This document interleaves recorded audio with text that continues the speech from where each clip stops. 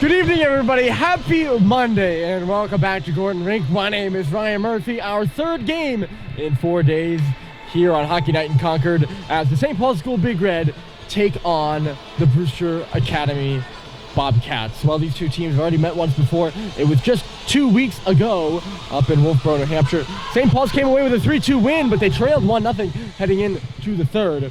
The Big Red are coming off a loss on Saturday to Holderness that makes it so that this game is a must-win if they want to have even a hope of making the Lakes Region Tournament. Brewster, on the other hand, they also lost on Saturday at Vermont 4-2. They were stormed in the third period goals by the Wildcats against the Bobcats, led Vermont to their second Lakes Region win of the season in that one. So glad to have you all along. This game was a rescheduled game from the first night of the season, if you believe it. It was postponed all the way to the last night of the season for both these two teams.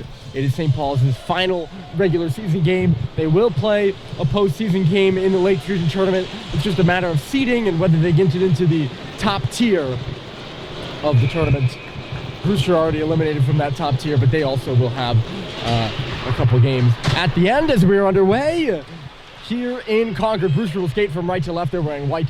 St. Paul's in the home reds. They will skate from left to right. Back on defense with it here is Axel Keller. He'll swing it across. You'll see a lot of this top line out there for Brewster Academy of Coughlin, Matthews, and Dalton Kane. Kane does not start on the ice here, I believe, though. As going back for the puck here is Grady Pierce. Banked it off the body of Evans. Flipped it on ahead. It never made its way to Doyle Coughlin. Back in the zone by St. Paul's. Luke Pinato tied the game late in the third, or in the middle of the third period. And Bryce Terry won the game in the third period in that game against the Bobcats last time. Dalton Kane scored, Doyle Coughlin scored 40 seconds in to put Brewster ahead, and that held for most of the contest. Cade Cox will skate this one ahead and bring it on into the zone. Matt Grady's up there first in the forecheck with a little flip, trying to go in behind the net, but it was knocked down there by Zach Klinsky. Here's Jack Roberts. I should probably actually look at it was Glinsky. I had a feeling it wasn't Coughlin. It was Glinsky who scored the opening goal 40 seconds into the game for Brewster. We're just underway here in Concord in this one, the second edition of the matchup between these two teams. It's covered up by the starting goaltender, Kyle Harvey, between the pipes for Brewster tonight. He's a postgraduate of Needham, Mass. Played at Xavier and Brothers High School last year and stole the show in the Super 8. They went on to the, I believe, finals, where they lost to St. John's Prep.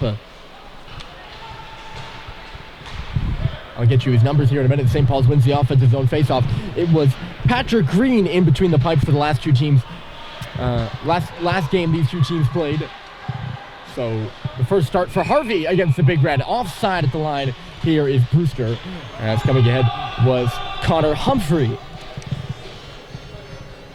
Harvey, in 328 minutes this year, has a 5.27 goals against average and an .842 save percentage. Coming off the bench, mostly in reserve this year for the Bobcats. Getting some minutes between the pipes here on this Monday night. It's run on around. Jumping up there in the offense is Jackson Matthews. Now Dalton Kane is on the ice wearing number 15, Brewster's leading scorer this year. As it's bounded off the board, Sam Seibold is going to get up and ahead and negate the icing. He goes in rather awkwardly as he catches an edge. Ben Collins took him to the boards. It's loose here in the right corner. Seibold trying to break away from a check there. He couldn't, just reversed it back in where Kane has a touch. Bryce Terry trying to catch up to it. Goes back to the corner, and Seibold will pick it up for St. Paul's. Seibold walks up the wall, didn't see an option, so he'll just skate back out of the zone. Try to flip past for Cade Cox, that went through his leg and is picked off. And back the other way, here's Kane by himself. He's cutting left side of the backhand with a shot, and a good save made by Welch there. It looked like it made its way to him. I'm not actually sure. Here's Lino Vio. He gets by 2-on-2 with Bryce Terry. Vio cuts wide. He doesn't really have a look, though. Kind of swatted off his stick it into the corner. Comes up the wall now for Cade Cox. He'll step in. Cox to the half wall. Center for Doherty with a shot, and it didn't even look like Harvey saw it. It just happened to be in the right place at the right time. It's not a knock on Kyle. It just to me, it looked like he didn't even see it. Good chance for St. Paul's as Ryan Doherty was set up right in the middle of the ice. Looking for his first goal of the season. He set up behind the centerman Josh Holliday on this face-off. And Josh won it right to him, but it went between his legs. Back to the line. Sullivan there walks on his backhand over to the left and then shuttles it in behind the goal. It'll come on around here. Cade Cox pinches in. JT Halliday with some room on his backhand in the corner. Lost it in the referee's skates. He's got it back and centers, but it's just knocked away there in the middle by Keller. And St. Paul's keeps it in the zone. JT couldn't drag it to the front of that. That had me fooled, I'm not going to lie. Josh nearly bumped off the puck. He was bumped off the puck by Flaherty, who gets the pass back here, and he'll come up ice. Shoot one into the glove of Welch, who will make the save and hold on. Glad to be with you here in the last game of the regular season. It's set in a little bit for me emotionally. We had our senior game on Saturday, and I'm a senior. And I've been doing games here since freshman year, and the idea this might be the last game for me called at Gordon Rink. It's a bit of an emotional one, so you'll have to hang with me throughout this broadcast if I seem a bit off or something like that. I'm sure you'll have me talking about it, or you'll hear me talking about it as the night goes on. Icing here as Tyler DeBurrow. He doesn't even have to really touch up there, but he got back.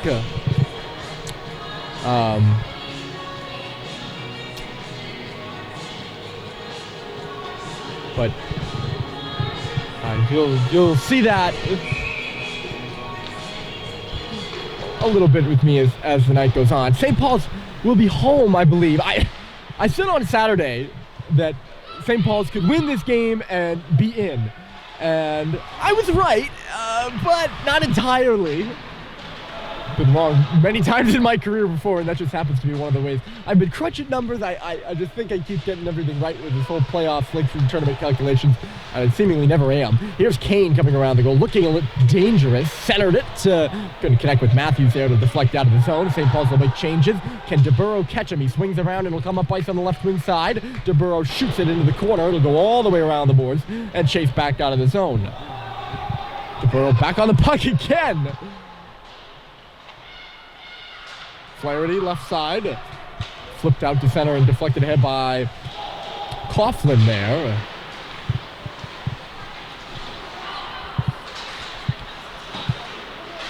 Grady couldn't get the touch into the zone. Now it's hammered in there by St. Paul. So I keep doing those calculations. And on Saturday, I thought I was like, well, St. Paul's loses today. They can still beat Brewster and be in so long as they get New Hampton to beat Proctor. Well, New Hampton beat Proctor, and it's looking to me now, after I went back later that night, I was like, I don't think that's going to work. St. Paul's needs a Vermont win over Tilton on Wednesday at home in Saxon's River for the Wildcats, who have been hot of late. I must credit them with that. In order to get in, as well as a win today. There's a late hit on Grady. I'm surprised there's not a call on that. I guess it was a good finish by Dylan Hennessy, but nothing dirty with the hit, maybe just the timing of it that surprised me. So I'm not entirely sure, but that's my understanding of the situation. Is in order to get in the Lakes Region tournament, the top bracket, St. Paul's needs Vermont to beat Tilton. Vermont's been hot. They beat St. Paul's last Tuesday. They beat Brewster on Saturday. So crazier things have happened. It's turned back by Brewster in the neutral zone, but they also need to take care of business here today, St. Paul's does. If they do not win today, or Tilton does beat Brewster, or both, they will be home on Friday, so this won't be their last home contest. But the thought of it quite being the last home contest does bring some emotion for me. So I'm sorry about that total tangent that got us away from the game, which is still going on here. We're scoreless with 11:40 left in the first period. I feel like it's important to address as Seibold stops along the goal line, now goes in back in the net, feeding it to the right point for Sullivan. And walk the line and just shoot it up and out of play. So sorry for the tangent. It's an important one. You understand what's at stake here for St. Paul's. And, you know, I've always been taught, and I still do believe, that the announcer is not the show. If you're doing something wrong as an announcer, if you're taking away from the game. And I hope that I'm not taking something away from the game by talking about this, but I feel like it's important to address where I'm at with this possibly being the last home game, and where some of these players are at, especially the St. Paul seniors. I was talking to Captain Cade Cox before the game, and he certainly seemed to be well aware of it. And we shared in that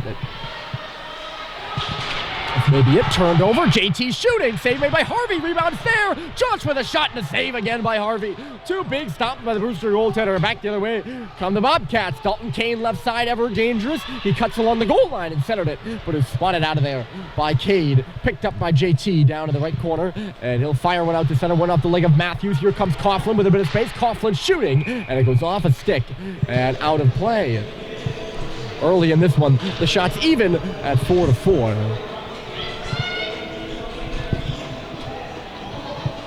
Since these two teams met 2 weeks ago, Brewster's 2-3.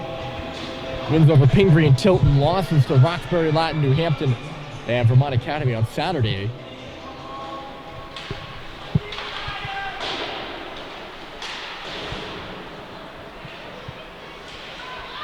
They've allowed 20 goals over the course of their last 5 games. Here's Ong with a great move, busts in. A save was made by Harvey. Oh, Henry Young just walked the defenseman there. Looked like Ben Collins. That was a shot from the point that just doesn't go. That's the senior from Oak Park, California, showing off some moves. Back in behind the goal here for Collins. Banged out by Flaherty. Back for St. Paul's. This line of Pinato, Ong, and Michaud always playing hard. They've shown that consistently, especially over the last 5 to 10 games for St. Paul's since they've been put together. Flipped in here by Christian Palm, and it'll come on around. Taking a hit there is Meltzer in the corner. Palm takes it off the wall, back in behind the net for Meltzer. Palm again, curls on his backhand up to the circle, poked away by Brad Cox there, and it's knocked out off the stick of Jack Roberts, and then pushed further by Roberts. He's got some space on the right side, just the puck got away from him, and coming across to knock it away with Grady Pierce. St. Paul's gets it back. Matt Grady for Cade Cox, who was off the bench, deflected off the heel of his stick and into the corner. Cycled on around by St. Paul. Sullivan stops, takes it off the wall to the circle, backs it up for Cox. Center point, couldn't get a good lane around Palm. Now he throws it to the front of the goal, and it just trickled wide of the left pad of the goaltender Harvey. Grady picks it up in back of the goal again, trying to come out in front. He was hit there. Ended up losing the puck. It goes up off the glass. Roberts gloves it down, and it's chipped there by Palm to clear the zone. Cade will throw it back in. Back forward here, Axel Keller. He's smoked out by Dylan Biggs, but the Bobcats get it out to center, no trouble. They could have a 2-on-1 rush. Kane falls, but nearly centered it to the front of the net. There's really a light stick tap there, and Kane fell. Look out for Matthews here. Oh, he had some space to shoot it, and he whistled one just high and wide of the goal. That was Brewster's best opportunity of the game by far. On the broken 2-on-1 play, Matthews. Here he's got it again in the middle. Look for Kane. Probably should have just shot it there. Matthews didn't have a great shooting opportunity like his last one. But he saw Kane was free and tried to get it to him, but could not. Here's Kane again in the neutral zone. He'll fling it into the corner. It'll come all the way around. Getting up there first from the forecheck is Flaherty. Sullivan instead for St. Paul's. That'll go all the way up to Sam Seibold left side with Terry gusting down the middle. Terry torn down. No call as the puck goes in behind the net. Vio takes it away from Bobcat. I think that's a good non-call by the official. Seibold has checked off the puck along the wall, and out comes DeBurrow. We'll explain why in a minute as DeBurrow makes the pass for Flaherty. Comes in down the middle. He's got a man charging to the goal. That was Winter, but he couldn't get it to him. It's the first into the corner. Brad Cox knocks down Winter there. And Vio drops it back for Bohan. Left side pass for Seibold with Terry yet again. Seibold elects to shoot it this time. He gets it back. Tried to center it to the middle, but it was knocked out of there by Evans. And now Evans will go the other way for Brewster, breaking out of the zone. He's all by himself. The Bobcats are changing off the wing with a shot there that just goes blockered up and out of play. And then he collides with Brad, who goes skidding into the boards. He looks to be all right. Pops right back up. Everyone okay, which is all we ask for. Still scoreless between St. Paul's and Brewster here on this Monday night. 7 minutes and 11 seconds left to go in the face-off. To the left of Cal Welch. Off the face-off, Sullivan plays it for Cade over here on the right side. He'll put it off the glass and in deep. Harvey has a look for it. Doesn't go out of his net to chase it, though, as Doherty gets there first. Causes the turnovers. Halliday to Halliday in the middle. JT turns it, but Cade wasn't ready. He had to pinch into the face-off circle there. Now they're cycling it. Josh chips it to himself off the boards to the left point for Cade. Cade back for Josh, coming across the middle of the ice at the blue line. Put it off the board. Sullivan goes into the corner looking for it now. Lost it in back of the goal. Josh steals it back. Still in this near corner area, leaving it for Doherty. Doherty in the near corner. Josh just had that pass skip over his stick. And Humphrey leads out Palm to center. Palm couldn't clear it, though. He's looking for Meltzer on the play. He gets it back at his own end. Palm, not a big guy. I don't have his height and weight, but he's going to be icy against Brewster. Meltzer was well up in the play there, I think. I know I was surprised by it. I'm sure there were a couple more. Yeah, 13 in white, not a big guy. But I was impressed by his ability to get it done in the last game. We saw these two teams play in. He works hard out there, in my observation.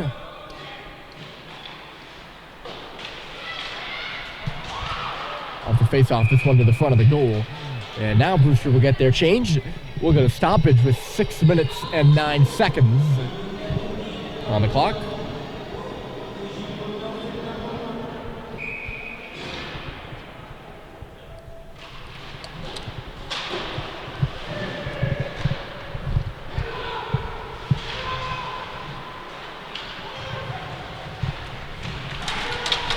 Good pass for Coughlin here, but closing him out was Cade Cox. A good hip check, and now Cade will lead the rush. Could be odd man rush if St. Paul's gets it together, but they can't. As the pass just wasn't clean. Now to the front of the goal. Biggs was all alone. Brady trying to find him out of nowhere, and he can't. And the other way come the Bobcats. Grady Pierce still carrying there. He gets into a collision with Sullivan. They both go down. St. Paul's ends up with the puck. Nothing going on behind the play between those two as the Big Red come up in ahead. Rattled around by Roberts. I thought it was going to be a 2-on-1. Here's Brad from the line. It's going to be a penalty to Brewster here. So Roberts, although, I mean, it wasn't necessarily just him that, it was him and Cox, and I forget who the other player on the left side was. They just couldn't get organized on the potential odd man rush. But Roberts draws a penalty in front of the net, battling hard with Axel Keller, an assistant captain to this team. A veteran of prep school hockey. From Barrington, Rhode Island. He played at Portsmouth Abbey before coming to Brewster.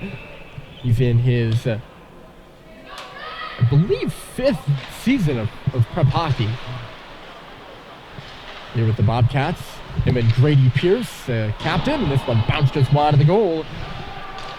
And Axel Keller, his assistant. First power play for St. Paul's. He's got it on the backhand, and Doherty scores!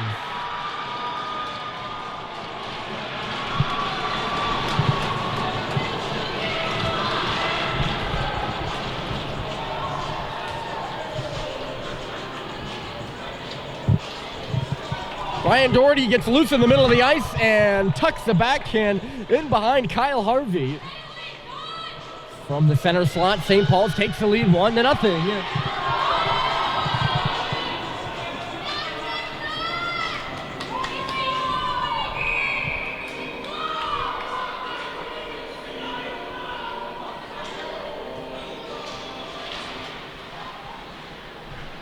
A power play goal for the Big Red, and a much, I wouldn't say much needed one, but a refreshing one after St. Paul's went 0 for 7 on the power play against Holderness to not get a power play goal. Now in front of the goal, Panado trying to tuck it in behind Harvey. It's loose at the side of the goal. It'll come free to the face-off circle.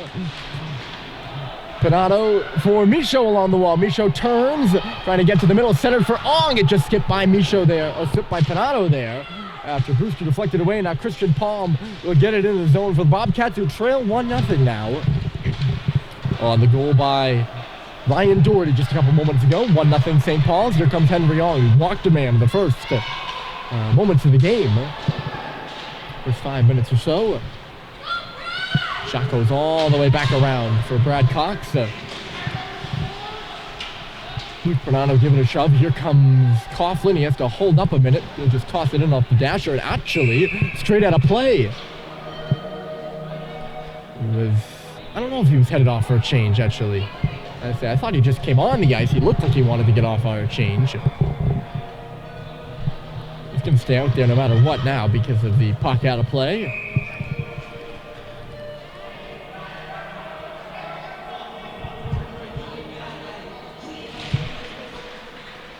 Vio versus Kane in the face-off circle. Vio wins it. The face-off was at center there. Vio's got it back on his stick. Nice connecting pass, and Seibold will step in across the blue line. Back at the goal now. Terry picking it up. He'll come through at the bottom of the circle to the front of the goal. Vio's got it. He shoots, and a save was made by Harvey off the left post there. Good little connection on that shift. That was crisp puck movement by St. Paul's, who leads 1-0. In case you're just joining us, Ryan Doherty the goal on the power play. 3:44 left to go here in the first period. This game was supposed to be played on the first Friday of the season. Now being played on the last Monday of the season. The first day of the last week, as opposed to the last day of the first week. Vio is knocked down here fairly. Looking to get the puck back, though. Great work on Axel Keller. He does steal it back for St. Paul's. And Seibold now has it.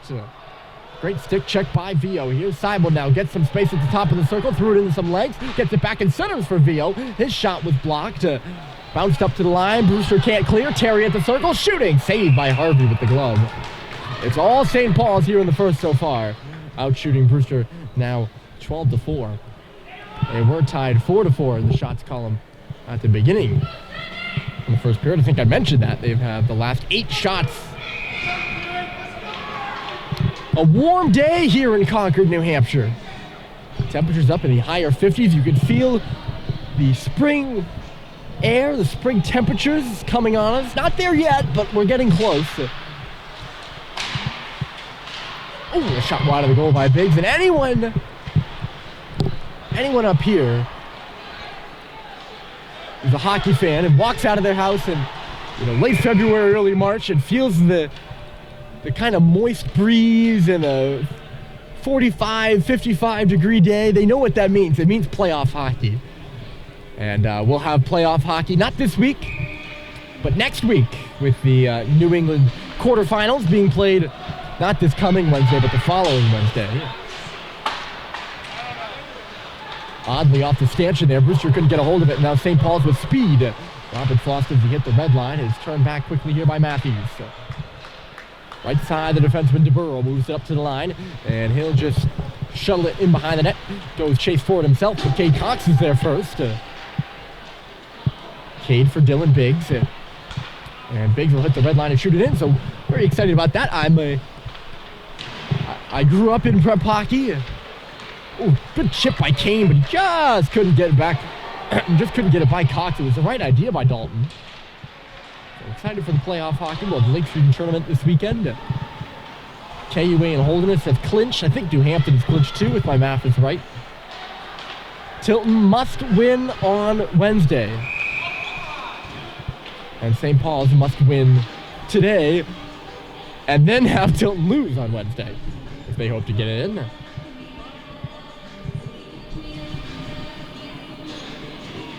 If any of you watching out there know or think otherwise,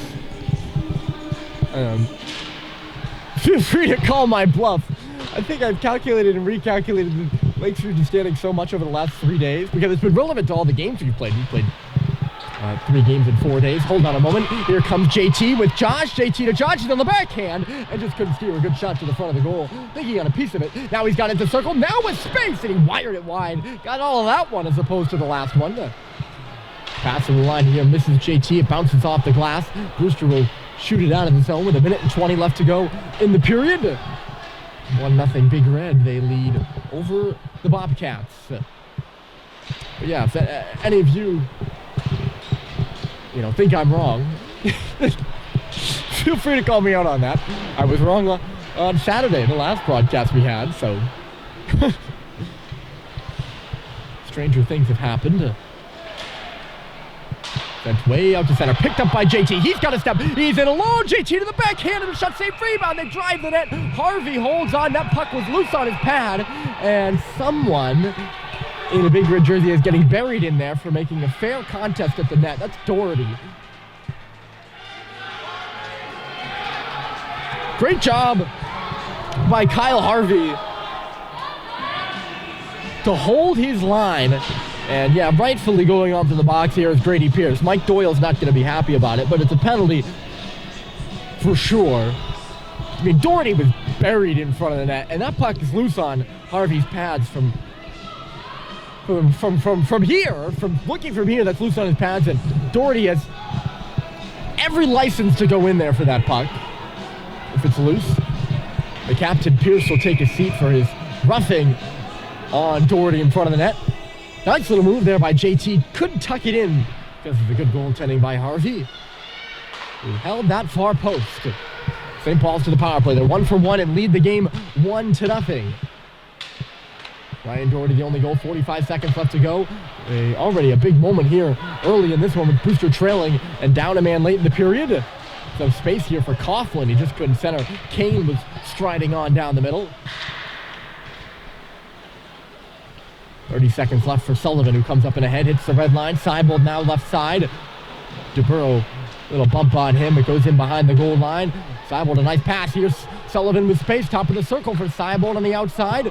Terry rotating out from along the goal line. And back to goal for Vio. 10 seconds left to go. St. Paul's needs a shot, but looks like Seibold's going to get all tangled up. Coughlin will find it, and he'll just chip it down ice. Welch out of his goal to stop it. 2 seconds and then one. This period over. St. Paul's, the only goal on the board right now is Ryan Doherty with the marker for the Big Red. Grady Pierce in the box for Brewster for a minute more when we begin the second period. St. Paul's up a goal over Brewster. We'll be back with a second after this.